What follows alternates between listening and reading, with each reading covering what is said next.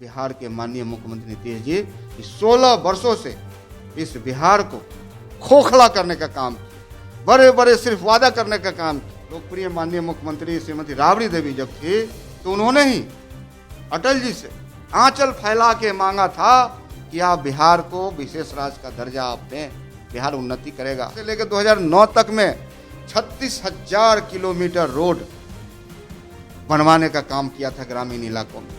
तो रघुवंश बाबू विकास पुरुष थे।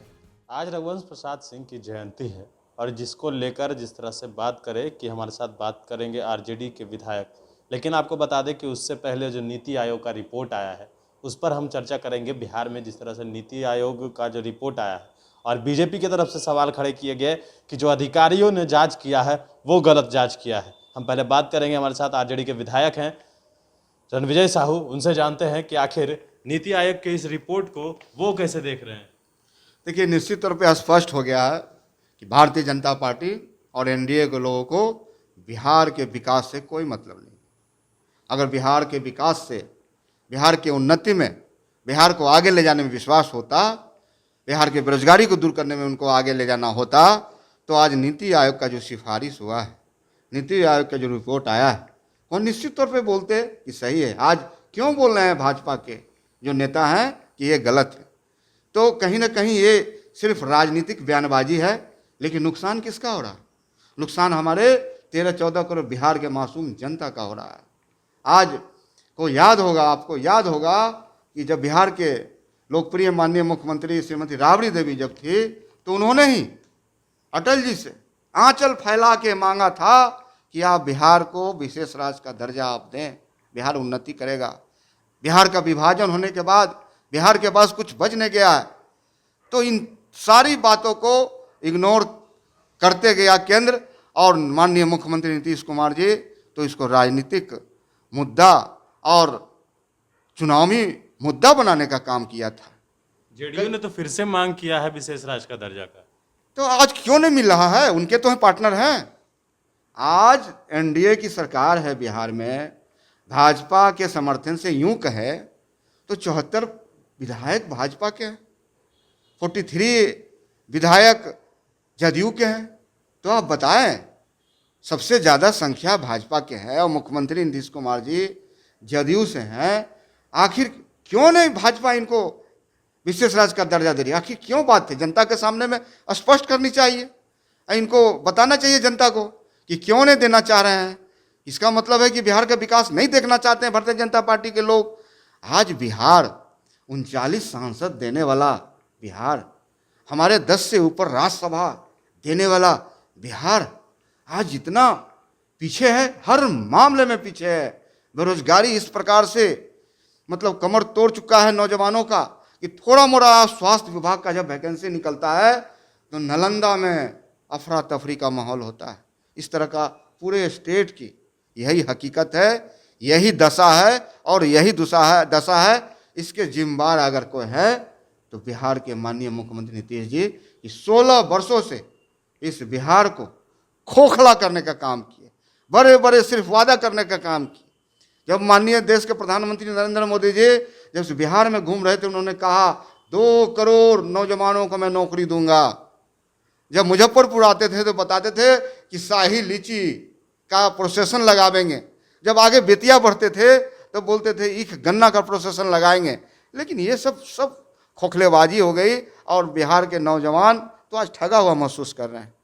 तो निश्चित तौर पे नीति आयोग का जो रिपोर्ट है, हम मांग करना चाहते हैं बिहार के हित में, बिहार के विकास के लिए। और राष्ट्रीय जनता दल और विपक्ष के तमाम नेता तो बिहार विधानसभा में एक मत से सर्वदलीय प्रस्ताव भेज के केंद्र सरकार को भेजने का काम किए कि आप इसको जल्द से जल्द दर्जा दीजिए। लेकिन इसको लोग लटकाए हुए हैं, पॉलिटिकल रूप से बिहार खमियाजा भुगत रहा है। तो आने वाला समय में ये जो लोग हैं जो शामिल नहीं होना चाहते हैं विशेष राज्य का दर्जा, इसको पूरे तौर पे जो बिहार के जनता है, बुद्धिजीवी हैं, जनना है, कर्पूरी ठाकुर का धरती है, सारे लोग उनको बताने का काम करेंगे।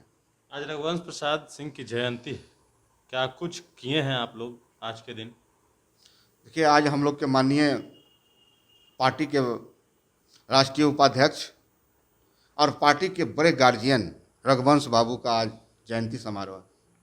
लॉकडाउन के कारण जो कोरोना का गाइडलाइन है उसको अनुपालन करते हुए बिहार में जो भी राजनीतिक सामाजिक कार्यकर्ता हैं राष्ट्रीय जनता दल के, सारे लोग उनके जयंती को एक संकल्प के रूप में ले रहे हैं, क्योंकि उनका जो सपना था, उनका जो विचार था, आज बिहार में जिस समाजवादी सोच के रघुवंश बाबू ने पूरे देश स्तर पर जब ग्रामीण विकास मंत्री थे भारत सरकार के, आपको याद होगा सिर्फ बिहार में उन्होंने 2004 से लेकर 2009 तक में 36,000 किलोमीटर रोड बनवाने का काम किया था ग्रामीण इलाकों में। तो रघुवंश बाबू विकास पुरुष थे और आज तक इतने दिनों संसदीय जीवन जीने के बाद रघुवंश बाबू पर आज तक कोई उंगली उठाने का काम नहीं। विभाग थे, हम लोग उनसे सीखते थे, हमारे अभिभावक थे। तो उनका जो सपना था, उनका जो विचार था, पार्टी को व्यापक बनाना, पार्टी को जमीनी स्तर तक ले जाना, पार्टी को पंचायत को मजबूती से जोड़ना, इन सारे सपनों को राष्ट्रीय जनता दल निश्चित तौर पे नेता प्रतिपक्ष तेजस्वी प्रसाद यादव के नेतृत्व में हम लोग जोड़ने का काम करेंगे और उनका सपना पूरा होगा। आने वाले समय में लालू प्रसाद यादव की जन्मदिन आने वाला है, तो उसके लिए आप लोग क्या कुछ कर रहे हैं? क्या किसी प्रकार की आयोजन किया जा रहा है? देखिए, निश्चित तौर पे बहुत ही लालू प्रसाद यादव जी कई वर्षों के बाद, न्यायिक प्रक्रिया के बाद आज उनको बेल मिला है स्वास्थ्य को देखते हुए, और स्वास्थ्य लाभ ले रहे हैं दिल्ली में। हम सब राजनीतिक कार्यकर्ता, पार्टी के एक एक कार्यकर्ता आज हम लोग इस खुश हैं और ईश्वर से, अल्लाह से दुआ कर रहे हैं कि उनकी उम्र 1000 बरस हो।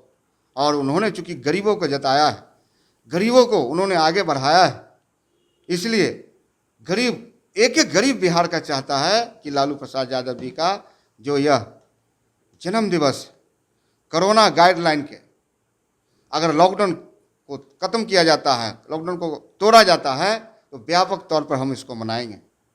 अगर नहीं होता है तो फिर भी हम लोग अपने क्षेत्र में, अपने विधानसभा क्षेत्र में उन गरीबों के बीच जाके जागरूक करेंगे पढ़ाई के प्रति, जो पिछले 1.25 साल से लगभग सभी बच्चे का भविष्य अंधकार में हो गया है।